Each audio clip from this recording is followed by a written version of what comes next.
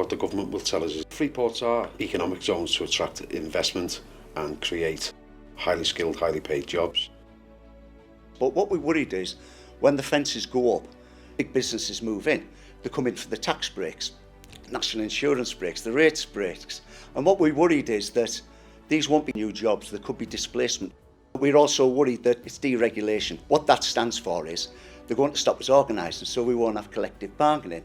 Health and safety legislation, environmental legislation will be cut. The social economic impact that we'll have. We'll accept jobs all day long, but they can't just be jobs at absolutely any cost. And we know from experiences that all they do is they drag in jobs, opportunities from other areas, but at lesser pay, terms and conditions. And that is a threat that we are not going to stand by idly and watch happen.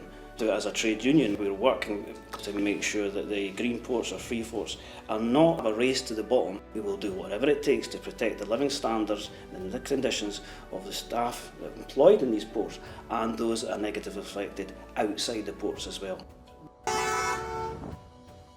We're organising both locally and nationally to ensure this message gets spread widely as possible, because we need locally elected members, we need parliamentarians, we need the general community to understand that the real risks and damage that can take place. We will start conversations with those local authorities to talk about what we would expect within those free ports and what we don't want within those free ports, which is just as important. What we want for our membership is always at the forefront of those conversations. We actively work with companies, but we've drawn up some red lines. These are around about, there must be no zero-hour contracts. We must not have blacklisting. Good quality, well-paid jobs. We need collective bargaining that will underpin everything. We've got to work to UK health and safety legislation, environmental legislation, and we actively want to work with employers, because when unions are involved, we certainly make the workplace a lot better and we work in harmony with each other. What we need to do now as a trade union, bring our people together and let's get these zones organised. For our activists and shop stewards, we're reaching out to make sure that other workers coming into those zones are protected.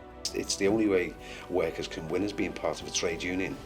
Our ambition is just to ensure that we've got collective bargaining agreements in place for to protect workers. Our job is to make sure that these jobs, terms and conditions are not undercut, and that we don't have a race to the bottom, and that these facilities are used as an excuse for cutting those jobs, terms and conditions. Best way of protecting yourself, if you happen to be in a workplace within the free ports, is to join a union, join a relevant union. In terms of Unite, we are a fighting union. We are all about pay, terms and conditions, and it is a great union to be in.